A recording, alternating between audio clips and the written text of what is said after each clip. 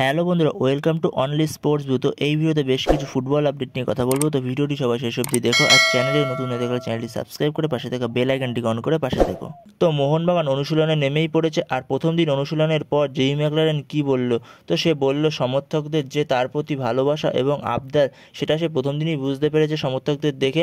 আরও বলে সে যে এই গ্রেট ক্লাবে তাকে খুব সুন্দরভাবে স্বাগত জানালো, এর জন্য সে ধন্যবাদ জানায়। অসাধারণ জন্মদিন, মনে রাখার মতো। তো এগুলোই জেমি বলে। তো জেমি প্রথম দিনই বুঝতে পেরেছে যে তার প্রতি সমর্থকদের যে ভালোবাসা। তো এর পরের আপডেটটা হচ্ছে আনোয়ার আলীকে নিয়ে। তো আনোয়ার আলীকে নিয়ে অনেকদিন ধরে কথা বলছিলাম না, কারণ যেহেতু আনোয়ারের ব্যাপারটা পিএসসিতে গেছে, তো পিএসসি কি সিদ্ধান্ত দেয় তার উপর নির্ভর করছে। তো এই কারণেই কিছু বলছিলাম না। তো এখন যেরকম খবর বেরিয়ে আসছে আনোয়ারকে নিয়ে, তো আনোয়ার আলী ব্যাপারটা নিয়ে মার্কাস যেমনটা জানাচ্ছে যে 2রা আগস্ট আনোয়ার আলীর এই ব্যাপারটা নিয়ে পিএসসি সিদ্ধান্ত দিতে চলেছে। তো সেই জায়গাতে আনোয়ার যদি মোহনবাগানে থাকতে না চায়, এরপর যদি আনোয়ার তার কন্ট্রাক্ট টার্মিনেশন করা সঠিক কারণ যদি না দেখাতে পারে, আর ব্যাপারটা যদি মোহনবাগানের দিকে যায়, তাহলে মোহনবাগান একটা বড় টাকার অ্যামাউন্ট দাবি করতে চলেছে। তাহলে সেখানে যেটা শোনা যাচ্ছে, শেষ পর্যন্ত যদি আনোয়ার মোহনবাগানে থাকতে না চায়, তো সেখানে মোহনবাগান একটা প্রচুর বড় অঙ্কের টাকা ক্ষতিপূরণ হিসেবে চাইছে। আর সেই ক্ষতিপূরণের টাকাটা শুনলে চমকে যাওয়ার মতো। তো সেটা 15 কোটি টাকা ক্ষতিপূরণ হিসেবে দাবি করা হয়েছে। প্রথম হলো আনোয়ারের যে কন্ট্রাক্ট রয়েছে সেই টাকাটা, আর তার সাথে মোহনবাগানের যে রেপুটেশন খারাপ হয়েছে সেই, আর তার সাথে মোহনবাগানের সম্মান খারাপ হয়েছে সেই নিয়ে সব কিছু মিলিয়ে 15 কোটি টাকা মতো ক্ষতিপূরণ হিসেবে দাবি করা হয়েছে। আর সে যদি কন্ট্রাক্ট টার্মিনেশন করার সঠিক কারণ না দেখাতে পারে, তাহলে এর জন্য সে 6 মাসের ব্যানও হতে পারে।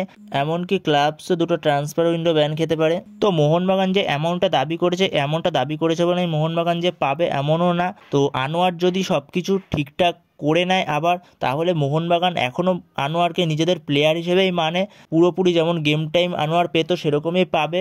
তো দেখা যাক পিএসসি কি সিদ্ধান্ত দেয় এই ব্যাপারটা নিয়ে। তো সেটা 2রা আগস্টই বোঝা যাবে কি সিদ্ধান্ত দেয়। তো এরপরে অনেকেরই কোশ্চেন যে অনিরুদ্ধ থাপা কোথায়? তো অনিরুদ্ধ থাপা সে কলকাতায় চলে এসেছে, আজকে বা কালকের মধ্যে সে অনুশীলনে যোগ দিয়ে দেবে। তো এরপরে মোহনবাগানের গোলকিপার আর্শ শেখ, সে মোহনবাগান ছেড়ে এফসি গোয়াতে সাইন করতে চলেছে। সামনের মরশুমে আমরা আর্শ শেখকে এফসি গোয়ার জার্সিতে দেখতে পাবো। তো এরপরের আপডেটটা হচ্ছে মুম্বাই সিটি এফসি 6 নম্বর বিদেশি কে হতে চলেছে? তো আগের মরশুমে মুম্বাই সিটি এফসির হয়ে খেলেছিল, তার নাম হচ্ছে থাইর ক্রুমা, সিরিয়ার ন্যাশনাল টিমের সেন্টার ব্যাক, বয়স হচ্ছে 34। তো মুম্বাই সিটি এফসি তাকে ছেড়ে দিয়েছিল।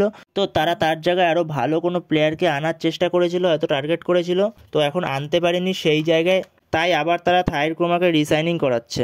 তো নেক্সট আপডেটটি হচ্ছে পাঞ্জাব এফসিকে নিয়ে। তো পাঞ্জাব এফসি প্রিন্সটন রিভেলোকে সাইন করিয়ে নিয়েছে এবং অফিসিয়ালি অ্যানাউন্সমেন্টটাও করে দিয়েছে।